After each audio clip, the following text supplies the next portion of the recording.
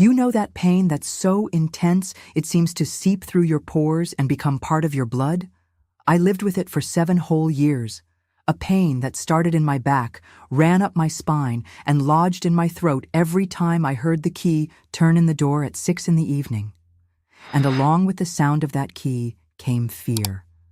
A fear that even today, at 71 years old, wakes me up sweating in the middle of the night. Good morning to everyone watching.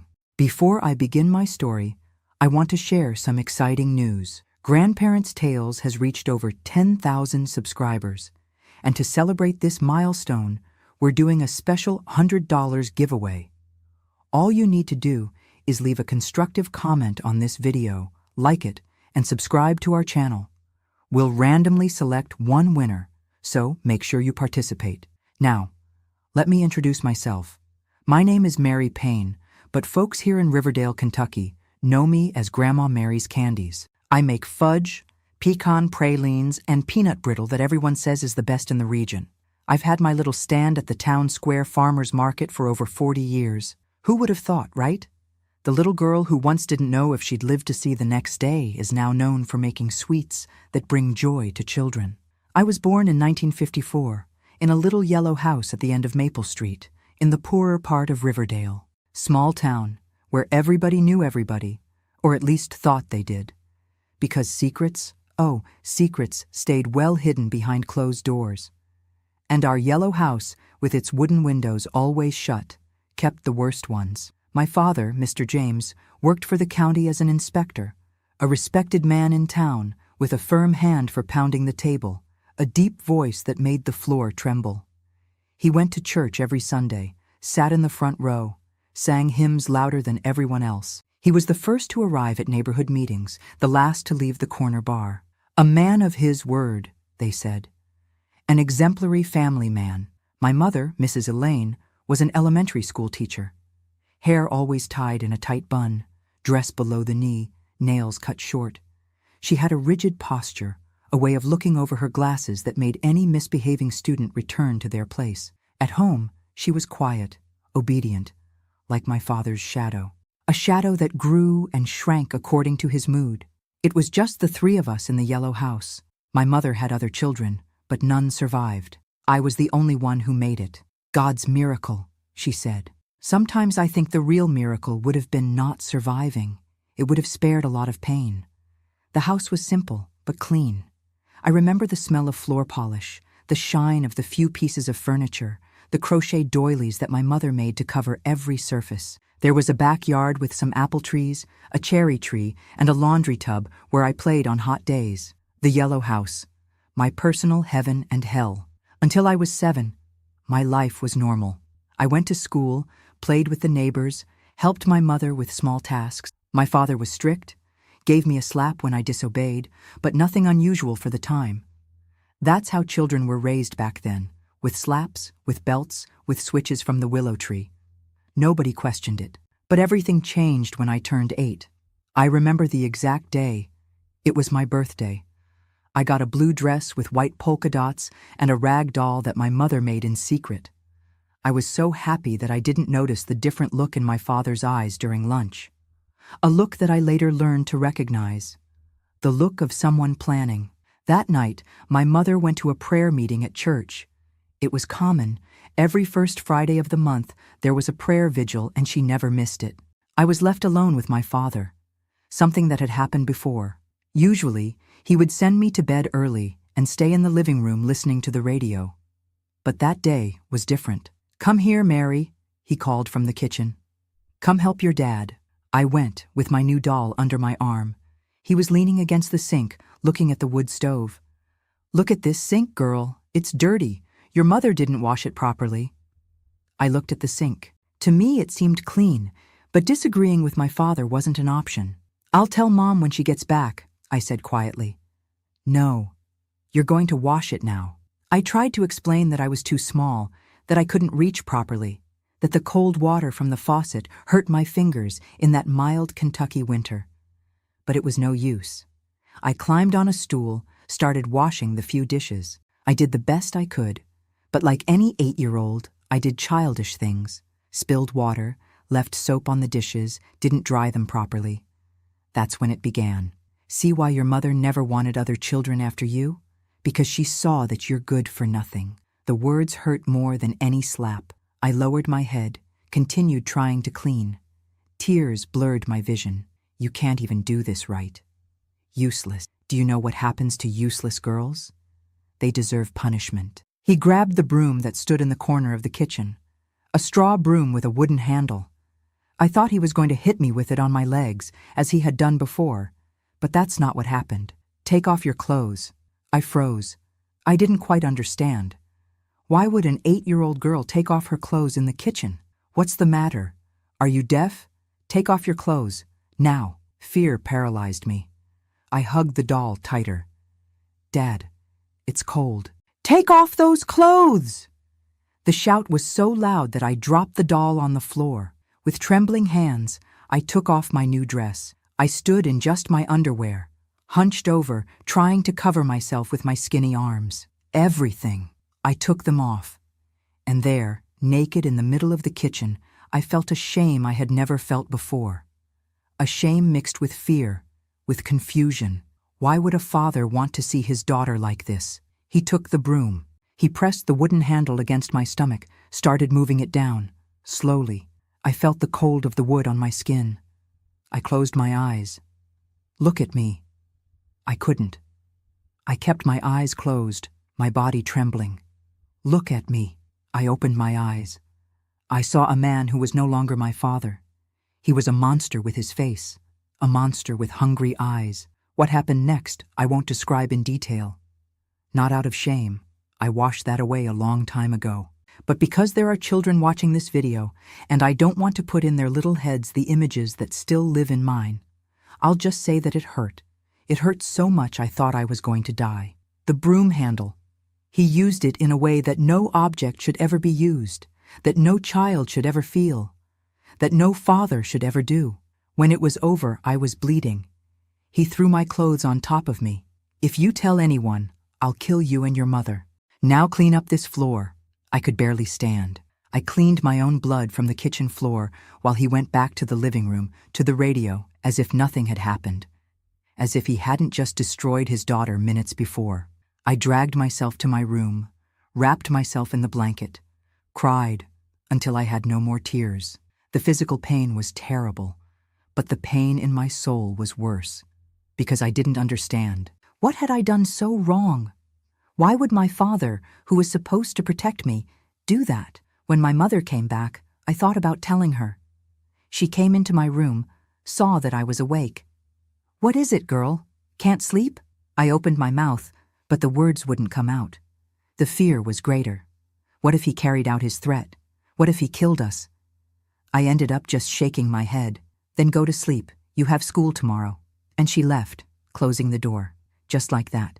She didn't see my tears, didn't notice my fear, or pretended not to notice.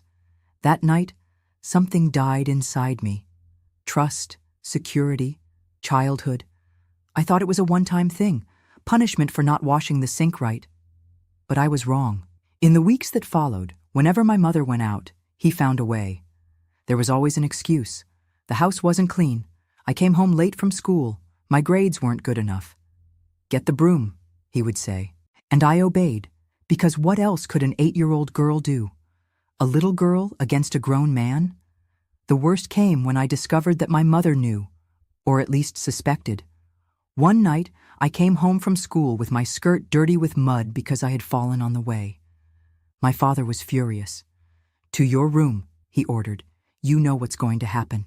I went, trembling. He came after me with the broom. But this time, I noticed that the door didn't close completely. Through the crack, while it was happening, while I was writhing in pain on the bed, I saw my mother, standing in the hallway, watching. Our eyes met in the middle of that horror. She saw my suffering, my silent plea. And do you know what she did? Nothing. Absolutely nothing. She closed the door slowly and left. That's when I understood the true betrayal. It wasn't just him. It was her too. The person who was supposed to protect me, defend me, fight for me against the whole world, had chosen to turn her back. That night, I cried differently. Not just from pain, but from complete abandonment. I was alone in the world, alone against the two of them. The abuse continued. For months, years, more and more frequent, more and more violent. He no longer needed to wait for my mother to leave. He did it in front of her. And she watched.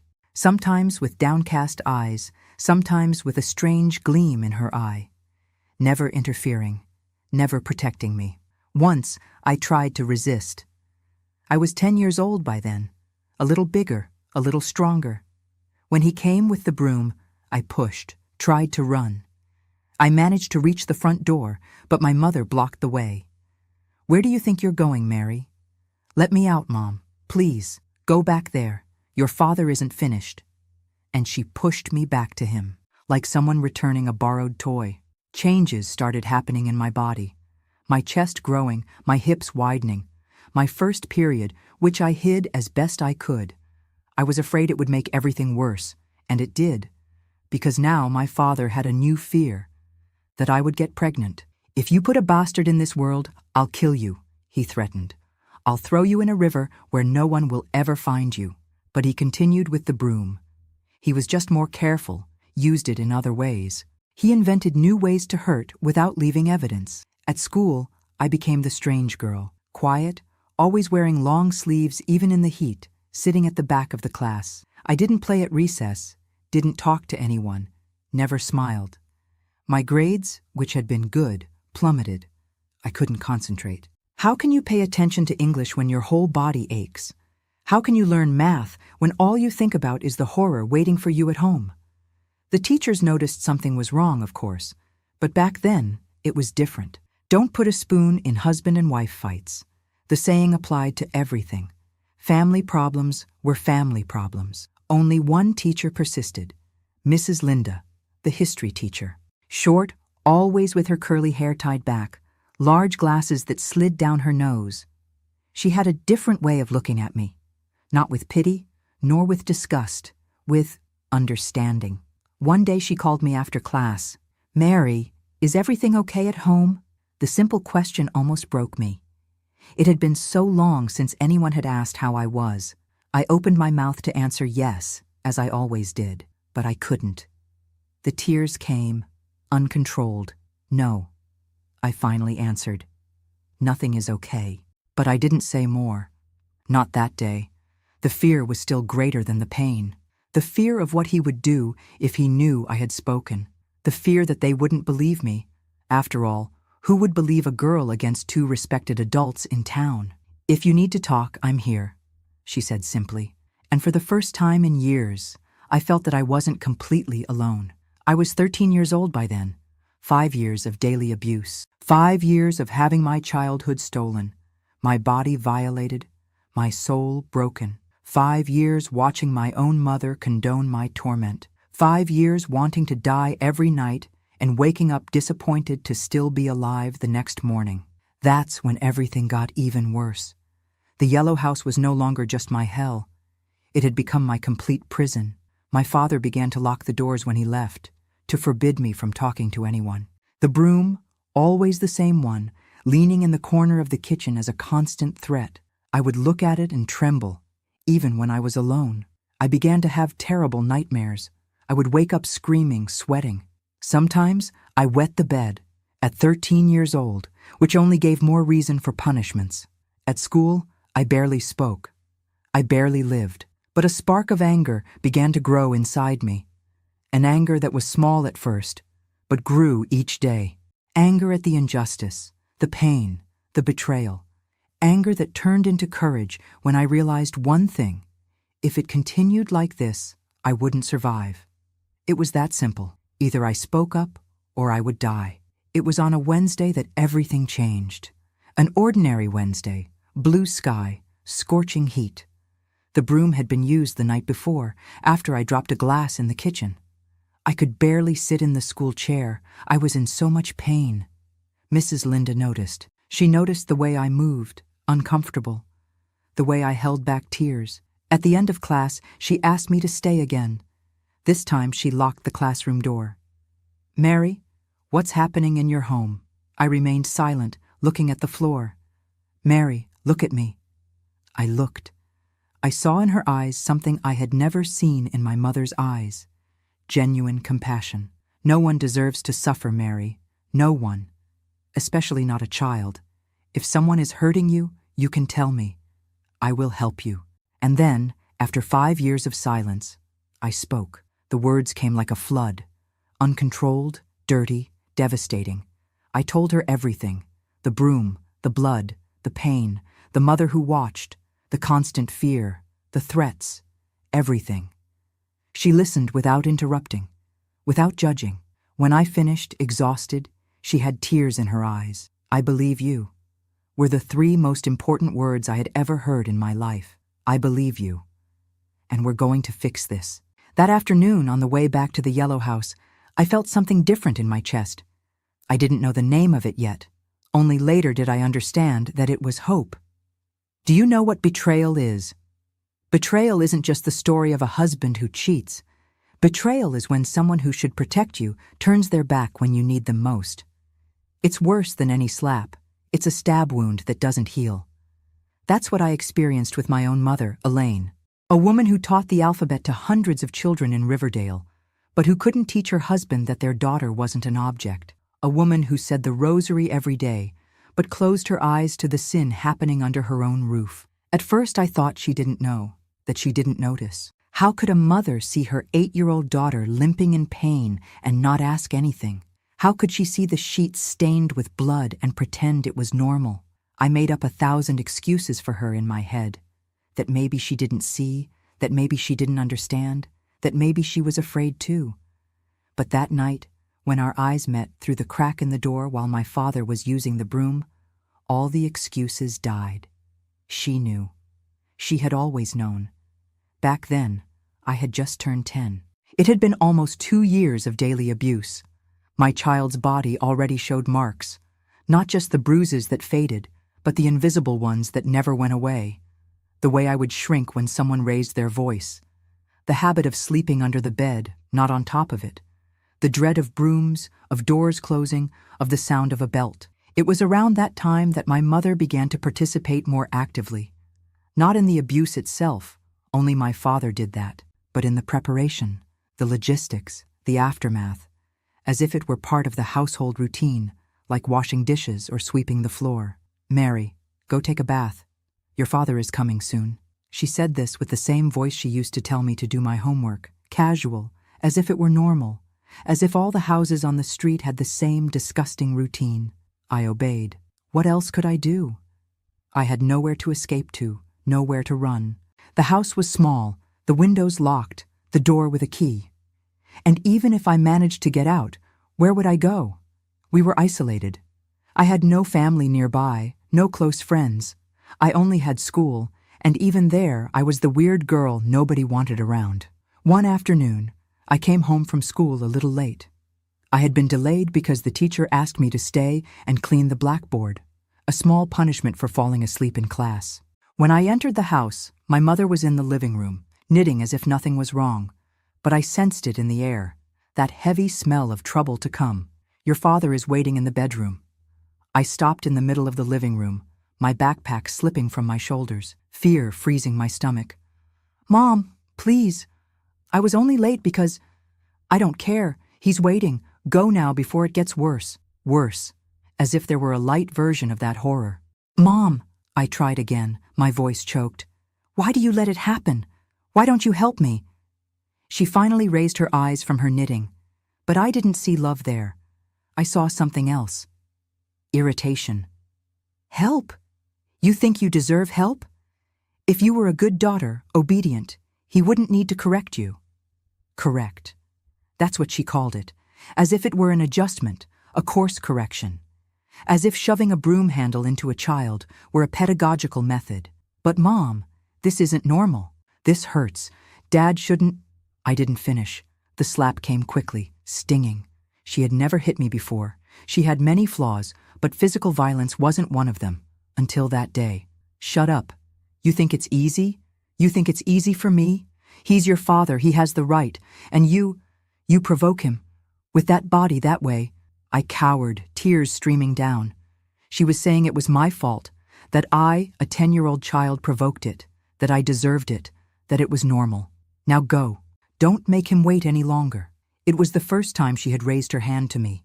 It wasn't the last. From then on, her complicity became more explicit. She began to prepare the ground, would make me take a bath beforehand, ensure that I was presentable for my father. She would make the bed afterward, wash the stained sheets, treat the most visible injuries so no one at school would notice. It was as if there were two monsters in the house now, not one. There was one time, I remember well, when I got sick. High fever, body aching all over, probably a bad flu, the kind that knocks anyone down. I thought that at least on that day, I would have peace. My mother made tea, put a compress on my forehead. For a moment, I felt that care that every child deserves. I closed my eyes, almost relieved. That's when my father came into the room. I felt the mattress sink with his weight as he sat down. I opened my eyes, silently begging my mother, begging that at least this once, just once, she would protect me. Do you know what she did? She left, closed the door behind her, left me there, burning with fever, too weak to fight. That night, the broom came even though I was sick. In fact, it was worse, because he said he needed to get the sickness out of me, that it was the only way, that it was for my own good. When it was over, my fever had gotten worse. I shook. I was delirious. I heard my mother arguing with him on the other side of the door. James, you're going to kill the girl like this. And then what? How do you explain it to people? It wasn't concern for me. It was fear of the scandal, of what the neighbors would say. To her, I wasn't even a person. I was just a potential public shame. I was bedridden for a week. The school sent a note asking about my absence. My mother replied in neat handwriting, "Mary has a bad flu. She'll be back soon." Signed and stamped, as if it were an official document. When I returned, I was thinner, paler, quieter, if that was possible. Mrs. Linda looked at me differently. I felt that she noticed something was wrong, but I still didn't have the courage to speak. Not yet. At 11, I tried to run away for the first time. I gathered a few things in a grocery bag, a change of clothes, an old toothbrush, a rag doll I'd had since I was little. I waited for them to fall asleep and tried to open my bedroom window. It was nailed shut. I tried the front door, locked, key in their bedroom. I tried the kitchen, same thing. The entire house was a prison. It doesn't surprise me that no one ever suspected anything. No one could get in. I couldn't get out. Perfect for what was happening in there. I cried silently, sitting on the kitchen floor, the pathetic bag in my lap. There was no way out. There never would be. That's when I noticed the broom. There, leaning in the corner, as always. The instrument of my torment, his weapon against me. I felt a hatred I had never felt before. A hatred burning inside, consuming me. I grabbed the broom. I thought about breaking it, about throwing it in the yard, about hiding it. Anything to have one night of peace, but the second I touched it, I heard footsteps. "What are you doing?" My father, standing in the kitchen doorway. In his pajamas, disheveled hair, bloodshot eyes. He had woken up to get water. And he found me there, with the broom in my hand. What happened next was the worst yet. It wasn't just the broom. It was the belt. It was the slap. It was the punch. He beat me until I passed out. I woke up in the morning, on the kitchen floor, so bruised that I couldn't even open one of my eyes. My mother found me there. She looked, sighed. "See what you do? See what you cause?" The blame, always the blame. As if I, a child, were responsible for his sickness. As if I had chosen it. I didn't go to school that day, or the next. I only went back when the bruises were less visible. They made up a story that I had fallen down the stairs at home. Stairs that didn't even exist. Our house was one story, but nobody questioned it. Her complicity became more and more explicit with time. It wasn't just omission, it was active participation. She began to create situations, pretexts. She would complain to my father that I hadn't swept the yard properly, that I had answered back, that I had taken too long to do my homework. "Mary needs correction, James." That was their code.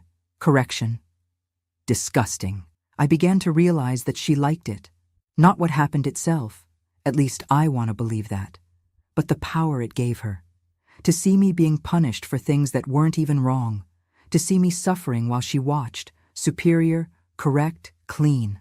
One afternoon I came home from school and she was different. Agitated, dressed up. She had put on her good dress, which she normally only wore to church. "Today we're going to your Aunt Margaret's house," she announced. "Your father will work until late. We two will have dinner there." Aunt Margaret wasn't even a real aunt. She was a friend of hers who lived on the other side of town. We rarely went there. I didn't understand the sudden change, but I felt a small hope. A night away from home. A night without him. A night of peace. I got ready quickly, combed my hair, even tried to smile. The idea of leaving those walls, even for a few hours, was like a glass of water in the desert. We were almost leaving when my father arrived, earlier than usual. He looked at the two of us, already ready to leave. "Where do you two think you're going?" "To Margaret's," my mother answered, her voice already submissive. "Just for dinner. We'll be back early." No, I changed my mind. "I need both of you here," and that was it. She didn't even question it. She took off her hat, her little coat, went back to the kitchen to prepare dinner, as if it had no importance at all, as if the promise of a night of relief for her daughter meant nothing. That night, I cried into my pillow until I fell asleep. Not because of the abuse. It had already happened, as it did almost every night. I cried because of the betrayal, because of the ease with which she gave up protecting me, because of the certainty that, between me and him, she would always choose him. At 12, I had already lost any hope. I was living on autopilot. I would go to school, come home, get beaten, suffer the abuse, sleep, wake up, repeat everything. Like a zombie. The teachers noticed something was wrong, of course. My grades, which weren't good already, became terrible. I barely spoke, barely ate, looked like a ghost walking the hallways. I remember once when the physical education teacher called my mother to school. I had refused to change clothes for the exercise. I didn't want anyone to see the bruises on my legs. The teacher thought it was strange, insisted. I ended up crying in the corner of the court. "Mrs. James, Mary has been acting very strange. She doesn't participate, doesn't mix with the others. Today she had a crisis in my class. Did something happen?" I spied from the door, listening to the conversation in the teacher's room. I saw my mother, neat as always, perfect bun, clean nails, saintly face. "Mary has always been a difficult girl, teacher. Since she was little, she causes trouble. She's a liar, makes things up, seeks attention. But the bruises, she falls by herself, trips, bumps into things. I don't know where she got this clumsy way. Neither her father nor I are like that." The teacher seemed to want to say something else, but gave up. My mother had that way, you know, of making people doubt what they were seeing, of turning the truth inside out with such conviction that even you yourself began to believe it. We went home in silence that day. When we arrived, she finally spoke. "Are you satisfied? You almost made me ashamed at school. What will they think of me? Of our family?" I didn't answer. There was nothing to say. Her shame was more important than my pain. It always was.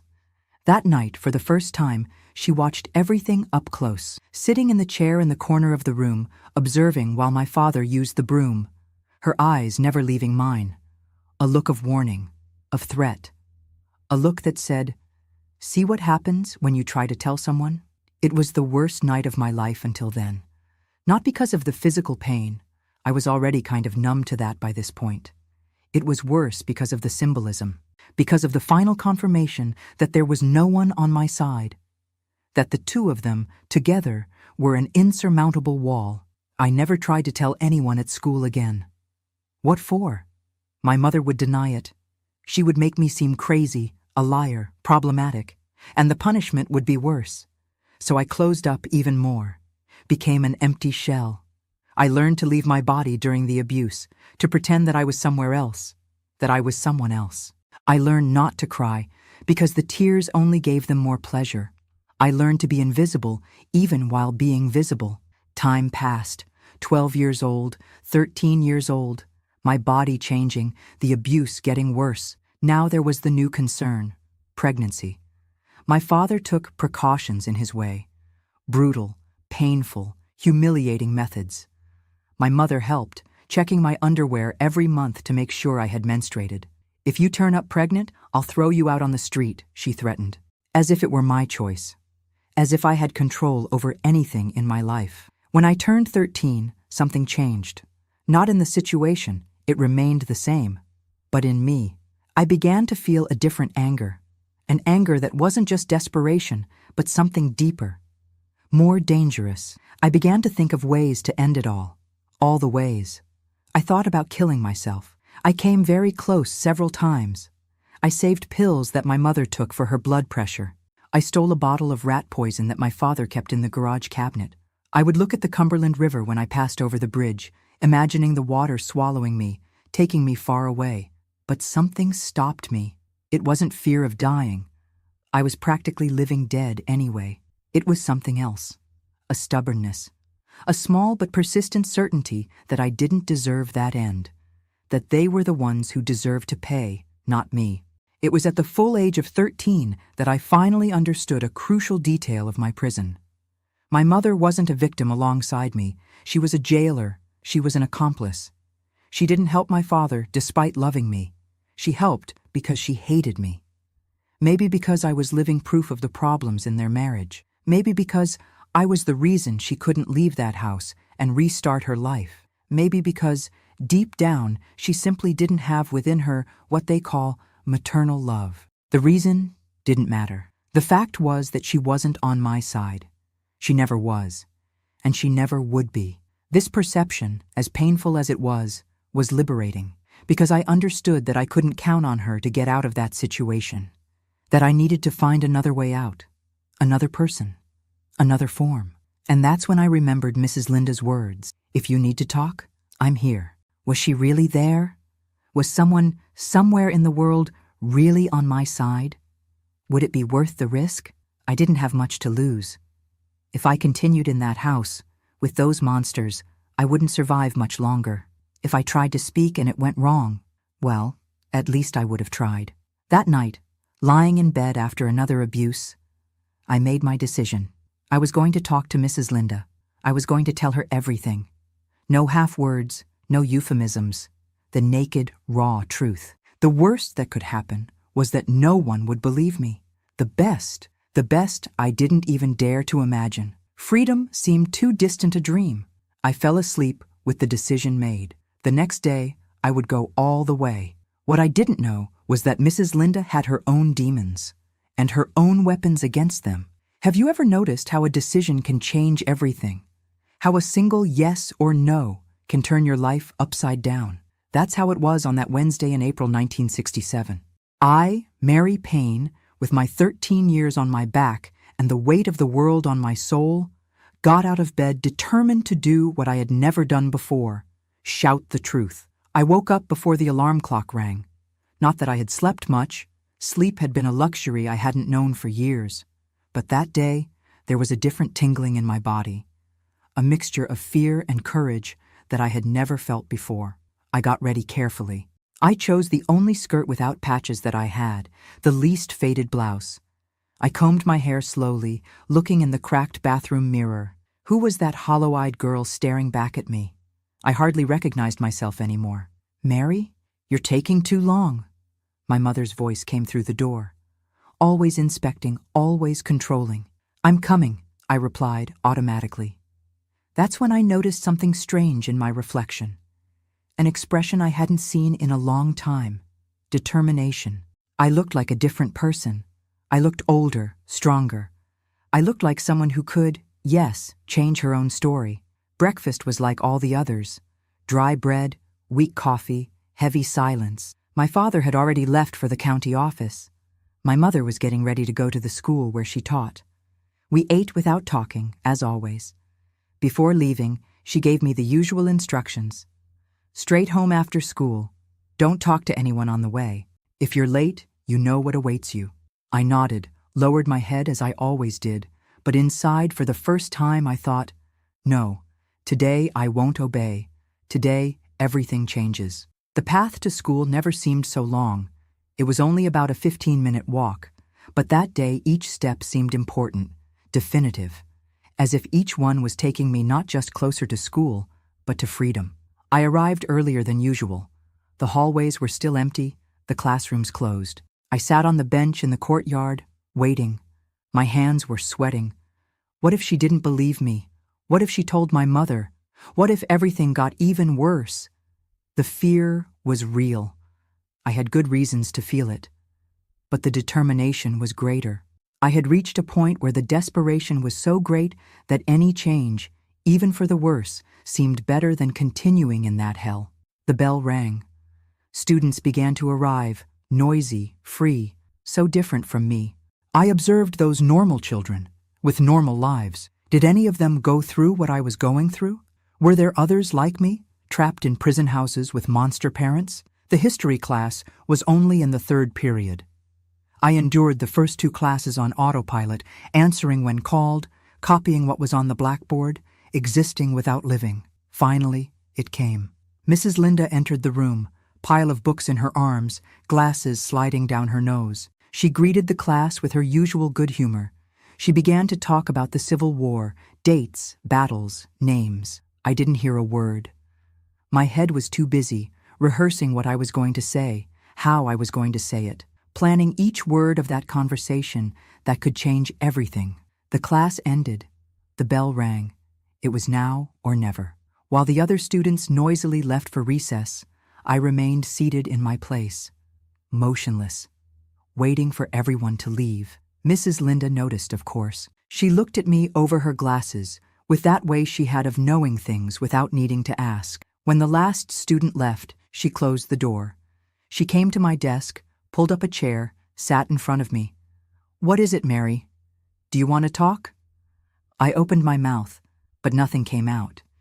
Years of forced silence had locked my tongue. Years of threats made me hesitate. You don't need to be afraid," she said, her voice calm. "Whatever it is, you can tell me." I took a deep breath. It was now. "My father abuses me," I said all at once. "Has been for years." The words came out fast, almost without breathing. As if I stopped to think, I wouldn't be able to say them anymore. I expected to see shock on her face, disbelief, disgust, any reaction that normal people have when they hear something so horrible. But I didn't see any of that. I saw understanding, as if she already knew. Or worse, as if she understood personally. "How does he do this, Mary? Can you tell me? It's important." It was the first time someone had asked me the details without doubting me, without making me feel guilty, without questioning if I was making it up. And so I told her. I told her about the broom, about the years of pain, about my mother watching, participating. I told her about the threats, the constant fear, the prison that was my house. I told everything, without filter, without stopping.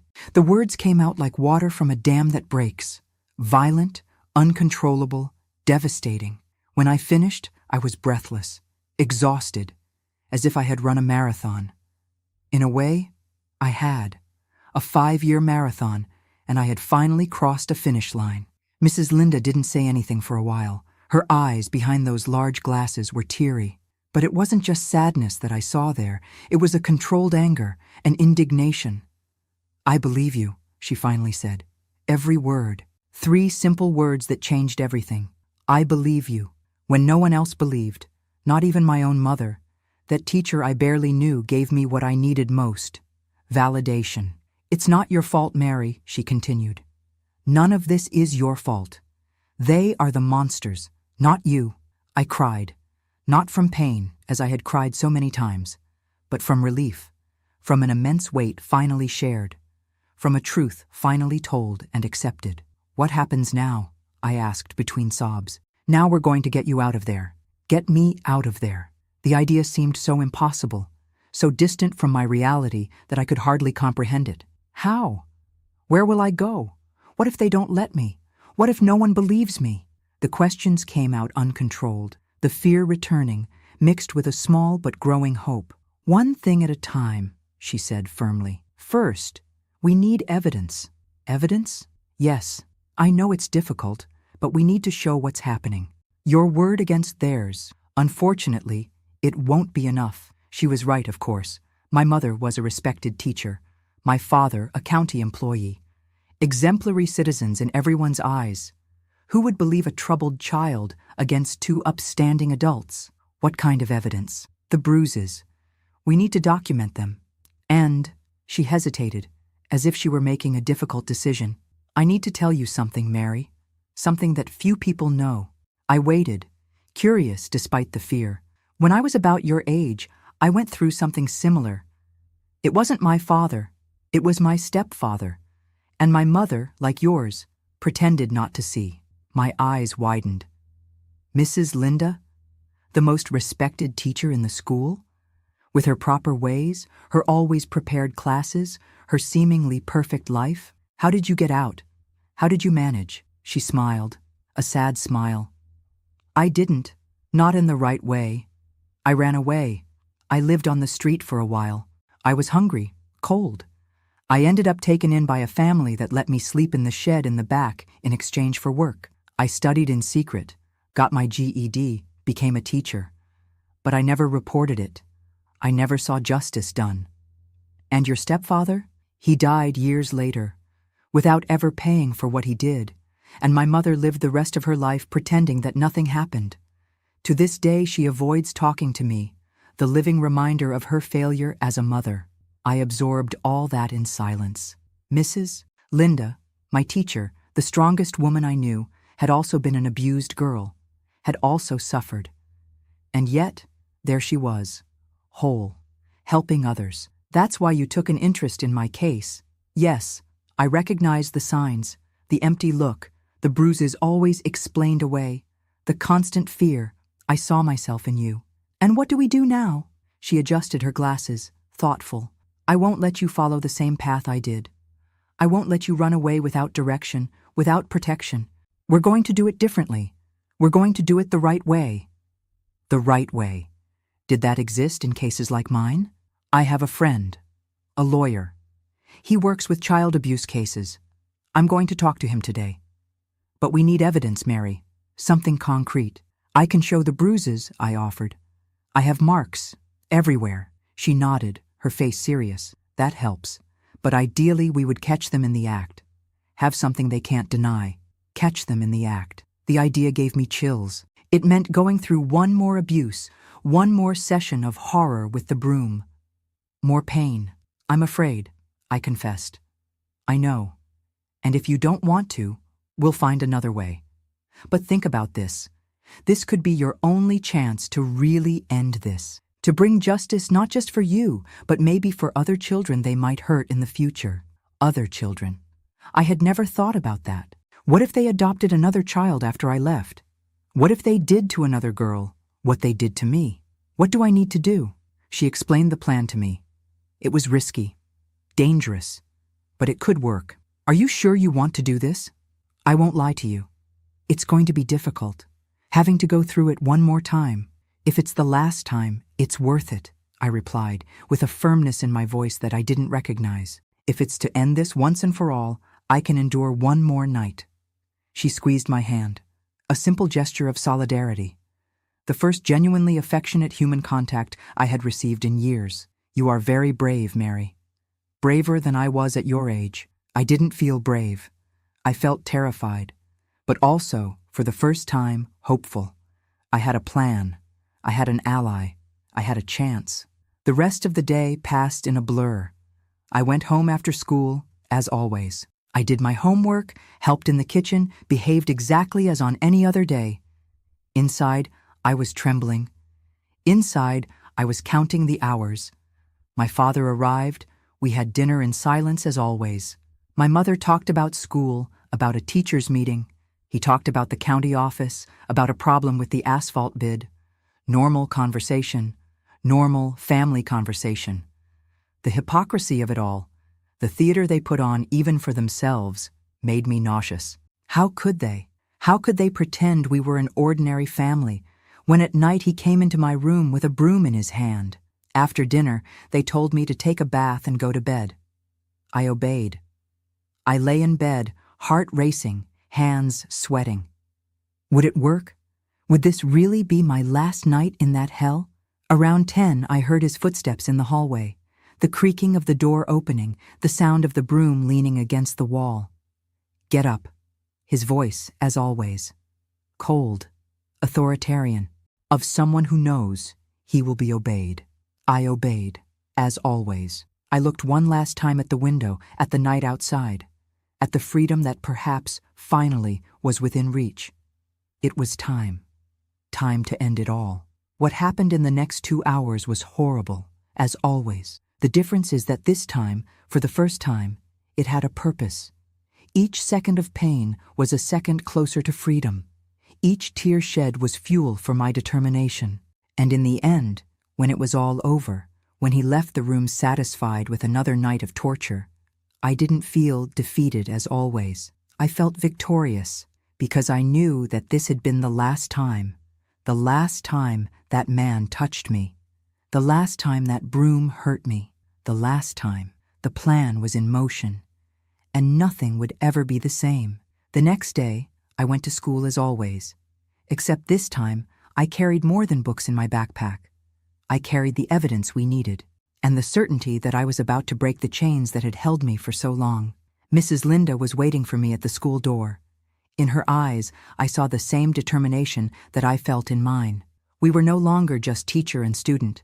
We were battle companions, survivors of a war that many pretended didn't exist. "Are you ready?" she asked. I took a deep breath. A whole world of possibilities opened up before me. A world without brooms, without pain, without betrayal. More than ready. Together, we walked into the school, away from the nightmare, toward the freedom I had dreamed of for so long. The silenced girl finally had a voice. And this voice, after being quiet for so long, was ready to make noise. Some people say that hell is what comes after death. But I already knew hell in life, and that day, I was ready to close its doors forever. I arrived at school with my body aching from the night before, but with a new strength inside me. Backpack on my shoulders, not just with notebooks, but with the evidence that would change everything. I met with Mrs. Linda before the first class, in a corner of the courtyard where no one could see us. "Did you manage?" she asked, concern etched on her wrinkled forehead. I took a wrapped cloth from my backpack. Inside it, the evidence we needed. A disgusting, terrible, but necessary piece of evidence. The same broom that had been used on me the night before, with marks that left no doubt about what had happened. "My God," murmured Mrs. Linda, her eyes wide behind her glasses. "And he didn't notice it was missing?" I replaced it with a similar one I found in the school's storage room last week. So far, they haven't noticed. It had been a risky plan. For weeks, I had observed the school's supply closet. I noticed that there were several old brooms there, collecting dust. One day when the janitor left it open, I took one, hid it in my backpack, took it home. And after the abuse the night before, I made the switch while everyone was sleeping. A dangerous operation that could have gone very wrong if someone had woken up. But they didn't wake up. And now we had the irrefutable evidence of what was happening in that yellow house. "We have more." I showed her the recent bruises, the marks on my thighs, on my back, in places that no accidental fall could justify. I had taken hidden photos with the camera that Mrs. Linda had lent me days before. "You were very brave," she said, storing the evidence in a special folder. "Now it's my turn to do my part." We agreed on the next step. I would go home normally after school, as if nothing had changed. I would follow the usual routine. Meanwhile, Mrs. Linda would take the evidence to her lawyer friend. They would go to the police, to the juvenile court, to whoever else was necessary. "How long will it take?" I asked, anxious. The idea of spending another night in that house gave me chills. "I'll do my best for it to be today, but it might take a little longer. It depends on the bureaucracy, the people on duty." "Can you hold on a bit longer?" I could. Of course I could. I had endured 5 years. I could endure a few more hours knowing it was close to the end. Just be careful not to let them notice anything different. Keep acting normally. If they suspect something has changed, she didn't need to complete the sentence. I knew what would happen if they suspected. I had the scar from the last escape attempt to remind me. "I'll pretend nothing has changed," I promised. "Do everything as always." School passed in a blur that day. I couldn't pay attention to anything. My mind was too occupied with what was to come, with the real possibility of liberation, with the fear that something would go wrong. When the bell rang for the last period, I felt a chill in my stomach. It was time to go back to the yellow house, perhaps for the last time. On the way, everything seemed different. The same streets as always, but seen with different eyes. The same neighbors waving, but with another perspective. Did they know? Did they suspect? Or did they really believe we were a common, normal, happy family? I arrived home at the usual time. My mother was already there, grading tests at the kitchen table. She looked at me over her glasses. Get ready. Your father is coming home early today. People from the state capitol are coming to visit. Visitors. That was rare. For a moment, I wondered if it would complicate the plan. But maybe it would be better this way. With people in the house, they couldn't do anything to me. At least for one night, I would be safe. I got ready as ordered. I put on the blue dress I wore on special occasions. Actually, the only dress besides the school uniform that still fit me.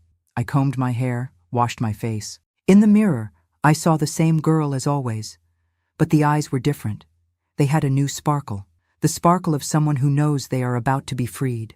My father arrived at 6, as announced. With him, a couple I had never seen before. A man in a suit, an elegant woman. People from the Capitol, as my mother had said. This is Mary. My father introduced me, his hand on my shoulder squeezing too hard. A silent warning for me to behave. Our daughter. What a beautiful young lady, said the woman, smiling. How old are you, dear? 13, I replied, as politely as I could. Ah, the best age. You're almost a young woman. If she only knew, if she could imagine that this almost young woman had already lived through more horrors than many adults. Dinner was a perfect theater performance. My mother served, smiling. My father told stories about the town, about local politics. The couple laughed, praised the food, asked questions. A scene of a normal family that made me want to throw up. At one point, I noticed that the man was observing me with curiosity. Not the disgusting look I had seen in others. The look of predators, which my father also had. It was another kind of look, as if he were trying to solve a puzzle. And you, Mary? Do you like school? The question caught me by surprise. Rarely did anyone take an interest in what I thought or felt. Yes, sir, I like to study. Oh, what's your favorite subject? History, I replied, without hesitation. Mrs. Linda's subject, the only class where I felt safe. Ah, history, fundamental for understanding the present and building the future, isn't it? I nodded, not knowing exactly what to say. I wasn't used to normal conversations. Mary is going to be a teacher like her mother, my father interrupted, changing the direction of the conversation. She's already on that path. Isn't that right, daughter? We had never talked about this. We had never discussed my future. How could they? In their world, I had no future. I was just an object, a thing, a property. Yes, father, I replied, eyes lowered as expected. The conversation continued, now focused on other topics. Politics, economics, the governor's visit that was planned. Adult topics that didn't include the silent girl sitting at the table. After dinner, I was sent to my room while they continued talking in the living room. I obeyed, relieved to be able to get out of that theater. In the room, I sat on the bed, looking at the window. It was a clear, starry night. I wondered if soon I would be able to look at the same stars from another place. A place without fear. I was almost asleep when I heard a noise at the front door. Raised voices. Someone knocking? Heart racing. I approached the bedroom door, trying to listen. What does this mean? My father's voice altered. You can't just enter my house like this. We have a warrant, Mr. Payne. An unfamiliar voice, firm, official. I held my breath. It was happening. The plan had worked. They had come to get me. The next few minutes were chaotic. Voices rising in volume, my mother crying, doors slamming. And then, knocks on my bedroom door. Mary, are you in there? A female voice I didn't know. Yes, I replied, my voice trembling. Can you open the door, please? We're from Child Protective Services. We're here to help you. I opened the door with trembling hands. On the other side, a middle-aged woman, gray hair, gentle expression. Behind her, 2 police officers. Hello, Mary. My name is Dr. Helen. We've come to get you, okay? You don't have to be afraid. You don't have to go back to this house if you don't want to." I couldn't answer. The tears came, uncontrolled, not from fear or sadness, but from relief, from liberation. "Can you get your things? Whatever you want to take?" I didn't have much. Some clothes, a school notebook, an old rag doll. Everything fit in a small bag. "Is that all?" asked Dr. Helen, surprised at how little I had. "It's all I need," I replied, honestly. In the living room, the scene was surreal. My father, always so powerful, so feared, was handcuffed. My mother cried in a corner, being questioned by another police officer. The couple of visitors, who I now understood weren't just ordinary visitors, observed everything with serious expressions. When they saw me, my parents reacted in opposite ways. My mother averted her gaze, unable to face me. My father glared at me, hatred overflowing. "You liar! Ungrateful! After everything we did for you!" "Be quiet, sir," one of the police officers ordered. "You're already in a complicated enough situation." Dr. Helen led me through the house, a gentle hand on my back. We passed through the kitchen. I noticed that in the corner, where the broom always was, there was now only an empty space. The evidence had been collected. At the exit, my eyes met my mother's one last time. I didn't see regret there, or love. I saw only fear. Fear of the scandal, of the shame, of what the neighbors would say. Even at the end, her concern wasn't with me. "Let's go, Mary." Dr. Helen guided me to an official car parked in front of the house. I got in without looking back. The yellow house, my prison for so many years, became smaller and smaller in the rearview mirror. Along with it, a lifetime of pain. In the car, sitting among people I didn't even know but who already treated me with more humanity than my own parents, I finally breathed, a deep sigh, as if I were breathing for the first time. "Where are we going?" I asked, realizing that I didn't know what would happen now. "To the hospital first," explained Dr. Helen. "We need you to be examined. Afterward, we'll take you to a safe place, a temporary shelter, until we resolve your situation permanently." Hospital, shelter, words that should scare me, but that sounded like music. Any place was better than the yellow house. "And my parents?" "Your father will be detained. Your mother, well, that will depend on the investigation. On your testimony, too. My testimony. My words would finally have weight, would finally be heard, considered, believed." "There's a teacher," I began hesitantly. "Mrs. Linda. She helped me. I'd like to see her." "Yes, we know Mrs. Linda. Actually, she's waiting for us at the hospital. It was she who brought your case to us." I smiled for the first time in a long time. Mrs. Linda had kept her promise. She had helped me escape in a way that she herself couldn't manage when she was young. The hospital was big, well lit, full of people. They took me to a reserved room where a doctor examined me carefully and respectfully. She took photos of the injuries, noted everything, asked difficult but necessary questions. When she finished, she said words I never forgot. "You are very strong, Mary. Stronger than many adults I know." I didn't feel strong. I felt small, scared, lost. But also, for the first time in years, I felt safe. After the exam, they took me to another room. And there she was, Mrs. Linda. Hair tied back as always, glasses on the tip of her nose, a tired but satisfied smile. "You did it!" I ran to hug her, something I had never done before. "No, Mary, we did it. You did the hardest part." We stayed embraced for a while, two survivors of the same kind of hell. Two generations united by pain, but also by the hope of better days. "What happened?" I asked when we finally separated. "How was everything so quick?" She told me while we ate a snack that someone had brought. She told me that she took the broom and the photos to her lawyer friend, who was horrified. That they went directly to the juvenile court, where they found a judge sensitive to abuse cases. That the judge, seeing the irrefutable evidence, immediately issued a search and seizure order, a preventive arrest for my father, and a determination for my mother to leave the home until her level of involvement was clarified. "And you know the couple who was at your house? They were social workers, undercover. They were there to observe the family dynamics before the police arrived. It was a coincidence that they appeared just today. Your father had invited them for a meeting about a county project. It ended up being perfect for the timing of the operation. That's why the man looked at me in that strange way.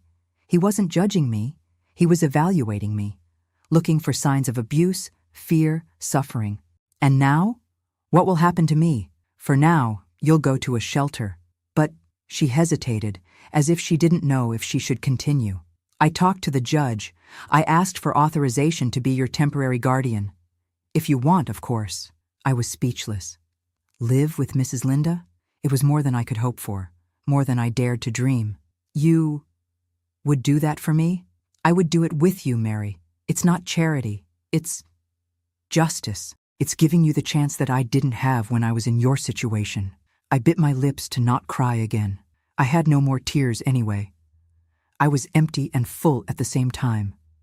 Empty of fear, full of possibilities. I want that. I want it very much.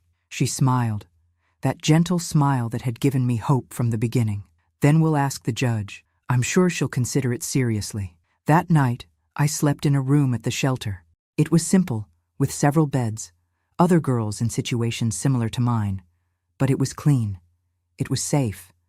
And for the first time in years, I slept without fear. I woke up with the sunlight coming through the window. For a moment, I was disoriented. Where was I? Why wasn't I in the dark room of the yellow house? And then I remembered. I was free. The nightmare was over. The other girls were already getting ready for breakfast. Some looked at me with curiosity, others with indifference. Each had their own stories, their own traumas. We were different, but also similar. Survivors. That day, I was taken to formally testify at the Child Protection Unit. It was difficult, painful, telling everything once again to strangers, seeing their reactions of horror, of compassion, sometimes of doubt. But I did it. I told everything without omitting anything. The broom, the nights, my mother watching, the years of forced silence. When I finished, the detective, a middle-aged man who looked like a family father, said something that made an impression. Your testimony will help convict them, Mary, but more importantly, it will help save other children. Your courage is opening doors for many other reports. I didn't feel brave. I just felt relieved. Relieved to finally be away from them, to finally be able to speak, to finally be heard. In the afternoon, I received an unexpected visit at the shelter. Dr. Helen, the social worker, accompanied by Mrs. Linda, and a woman who I soon discovered was the judge in my case. Mary, said the judge after introductions, I've analyzed your case with urgency. Given the seriousness of the situation and the evident risk of keeping you in the family environment, I've granted temporary custody to Mrs. Linda. If you agree, of course. I looked at Mrs. Linda, who smiled nervously. She really wanted to take me in? Care for me? Be my family? I agree. More than agree. The judge smiled, relieved. Good. You can leave today. We need to continue the legal process, of course. There will be more testimonies, hearings. Your parents have the right to defense, but you don't need to see them again, unless you want to. I didn't want to. I never wanted to see those faces, hear those voices again. I wanted to forget, start over, be reborn. Can we go? I asked, anxious. Yes, replied Mrs. Linda. Let's go home. Home. The word had a new meaning now. It was no longer synonymous with fear, with pain, with prison. It was the promise of something different, of a new chance. I packed my few things and said goodbye to the other girls at the shelter.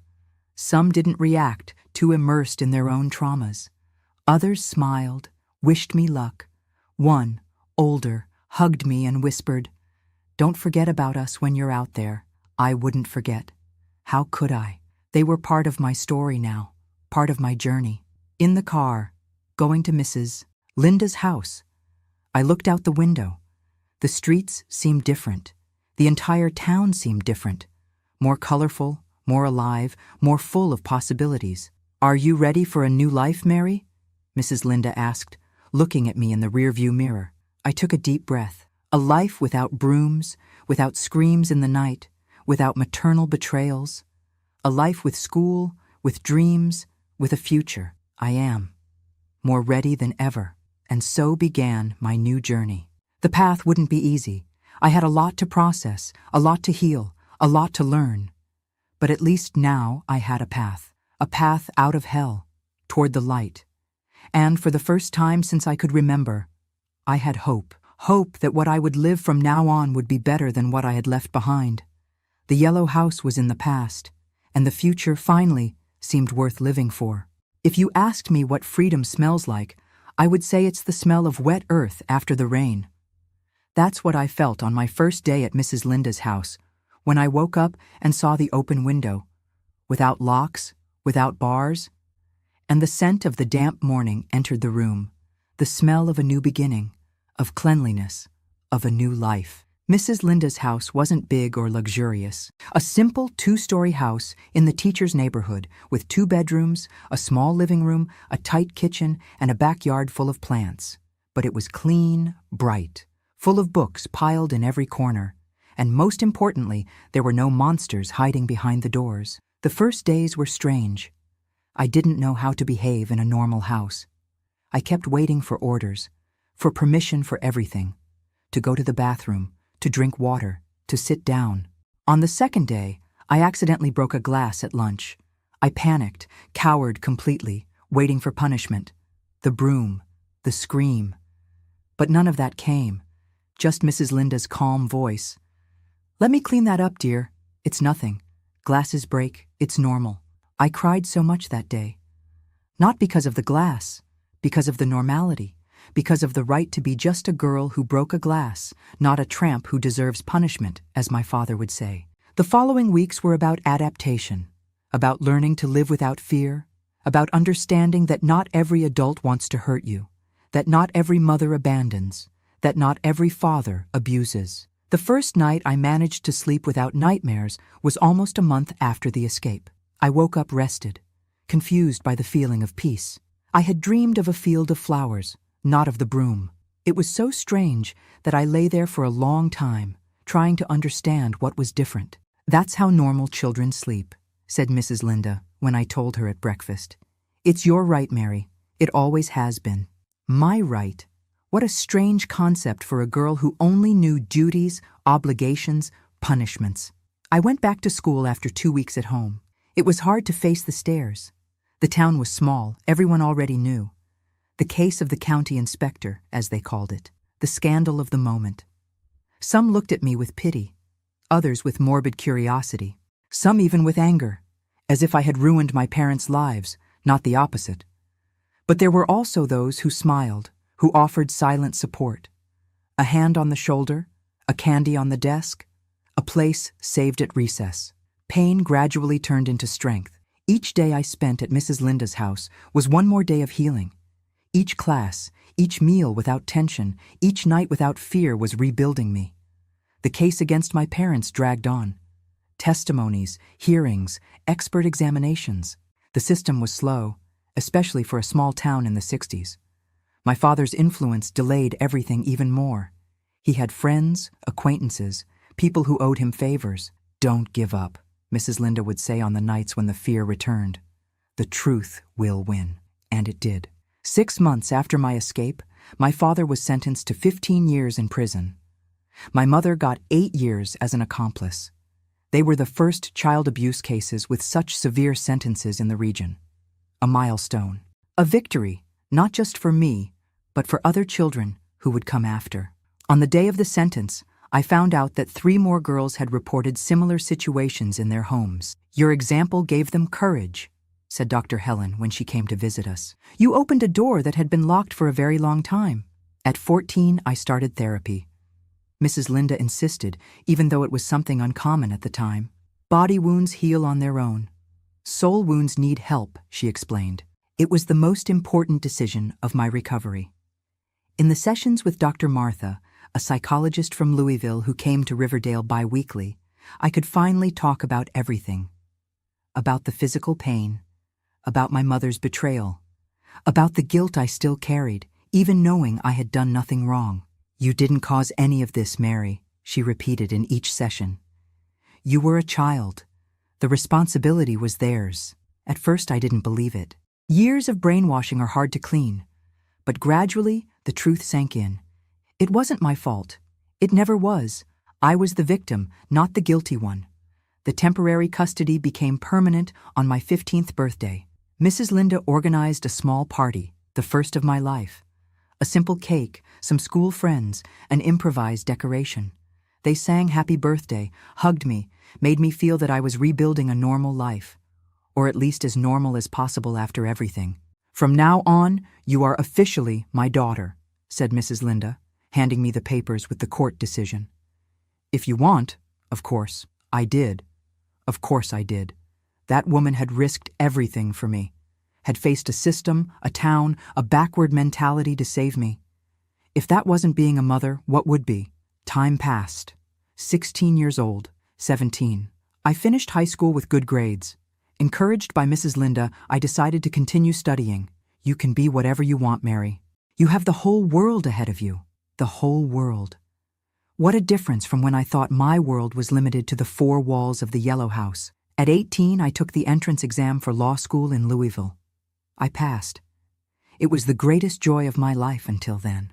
I was going to study to be a lawyer, to defend other Marys who hadn't had the luck to find a Mrs. Linda in their path. "I'm so proud of you," she said, tears in her eyes, when the acceptance letter arrived. So proud. The move to Louisville was another big challenge. I had never left Riverdale. I had never seen a big city. I had never ridden a long-distance bus. I was terrified, but also excited. It was a new beginning, another chance. My nightmares, which had already decreased a lot, returned in the first weeks away from home. I dreamed that my father had escaped from prison and found me. I would wake up sweating, trembling. I would call Mrs. Linda from the payphone at the boarding house where I lived. "He can't reach you, Mary," she assured me. "He's in prison. He'll stay there for many years. You're safe." Gradually, college and the new city began to occupy me. New friends, new experiences, new pains too. But these were normal, from adult life, growing pains, not destruction pains. It was in college that I met Paul. Tall, thin, with glasses, a journalism student. We met at a party at the student center. We danced, talked, laughed. It was so easy being with him, so natural. When he tried to kiss me the third time we went out, I froze. My whole body remembered other hands, other touches, other moments.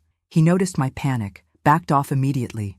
"It's okay, Mary. We'll go at your pace. No rush," I told him a week later.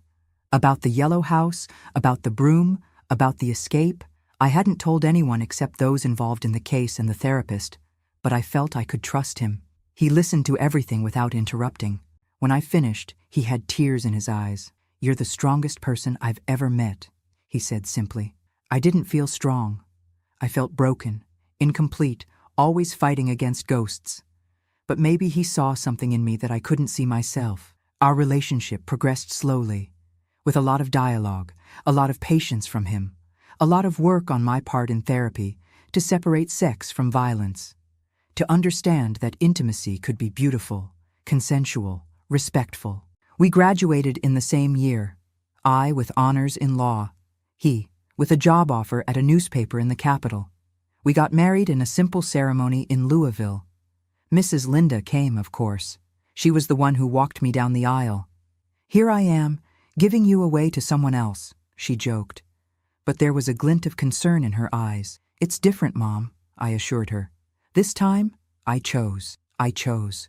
That was the big difference. For the first time in my life, I had the power of choice, of decision, of control over my own path. Our life in Louisville was peaceful for many years. I opened a small law firm specializing in family law.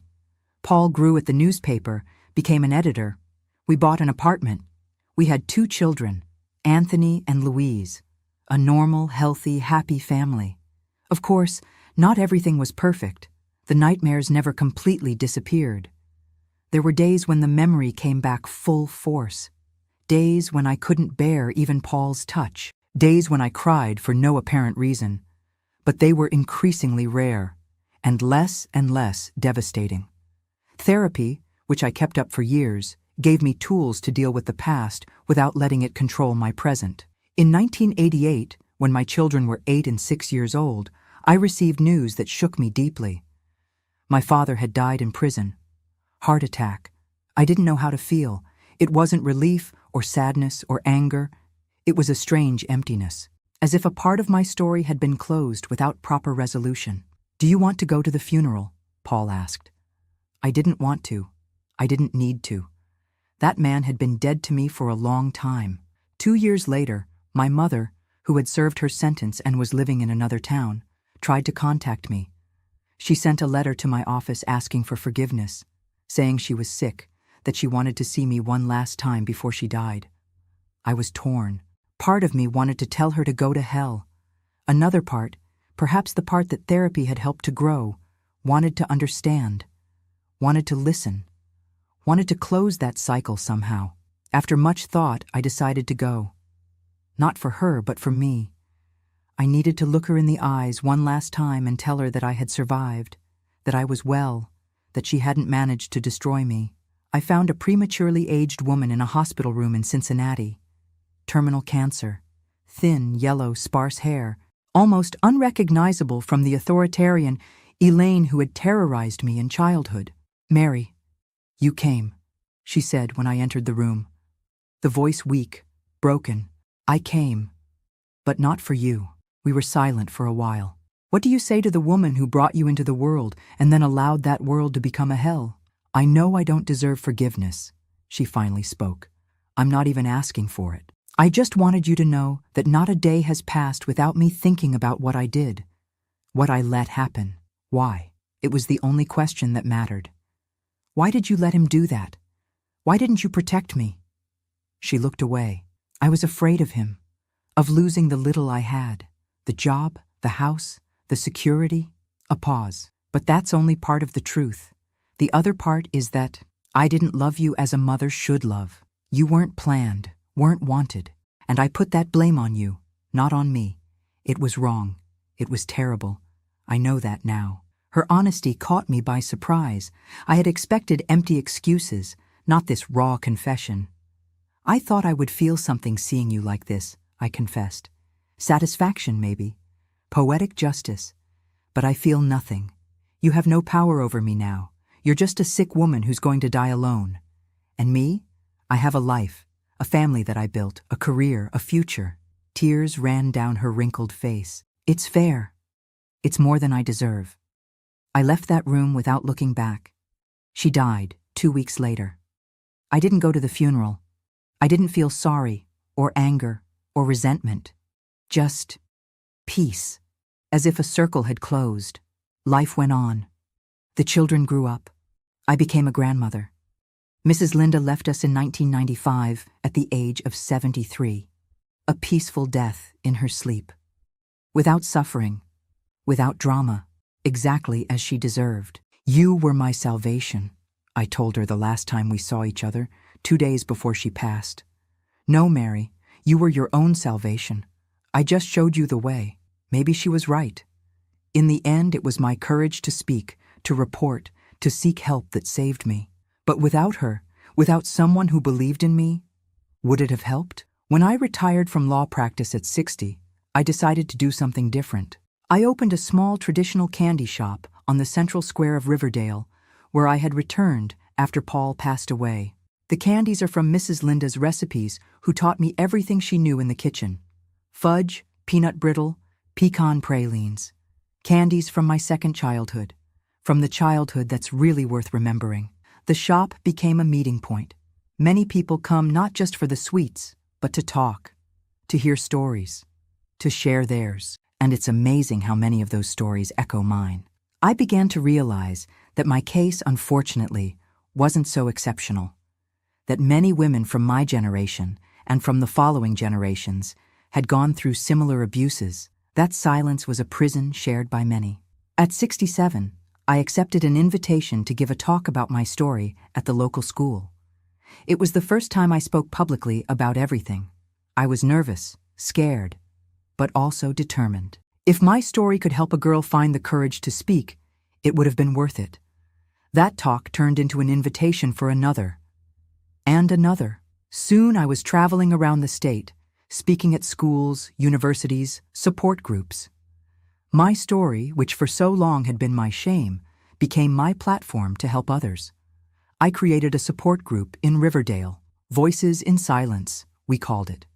Women of all ages, from all social classes, sharing experiences, healing together, strengthening each other. And now at 71, I decided to make these videos, to tell my story to an even wider audience. Because even after so many years, even with so many changes in society, there are still children trapped in yellow houses all over America. There are still monster fathers and mothers who turn a blind eye. There are still brooms in corners of kitchens that make girls tremble with fear. If you're watching this, and you identified with any part of my story, I want you to know, you are not alone. It's not your fault. And there is a way out. It may seem impossible now. It may seem like no one will believe you, that no one will help you. But I promise you there is someone like Mrs. Linda out there, someone who will believe, someone who will extend a hand. The yellow house stayed in the past. In its place, I built a colorful life, full of true affection, of respect, of dignity. You can too. And if you're watching and you know a child who shows signs of abuse, the sudden silence, the unexplained bruises, the constant fear, please, be there, Mrs. Linda. Ask, believe, help. You might be their only chance. Today, my shop in the square is still open. My grandchildren have already given me great-grandchildren. The yellow house was demolished years ago. In its place, they built a small children's playground. Whenever I pass by there, I see children playing, laughing, free. And I think that finally, that piece of land has found redemption. If you liked my story, please leave your like and subscribe to the channel. This helps more people find these videos to understand that they're not alone in the fight. Because if there's one thing I've learned in these 71 years of life, it's that human beings are incredible in their capacity for reconstruction. To turn ruins into palaces, to transform yellow houses of terror into colorful homes of love. Remember that Grandparents' Tales is doing a special $100 giveaway to celebrate reaching 10,000 subscribers. Just leave a constructive comment, like this video, and subscribe to enter. I am Mary Payne, victim who became survivor, survivor who became warrior, warrior who became storytelling grandma, and my story isn't over. As long as there's a child who needs to hear that there's hope, as long as there's a woman who needs to know that abuse doesn't define her, my voice will continue. Because freedom smells like wet earth after the rain, and after the most terrible storms comes the brightest sun. Until the next video.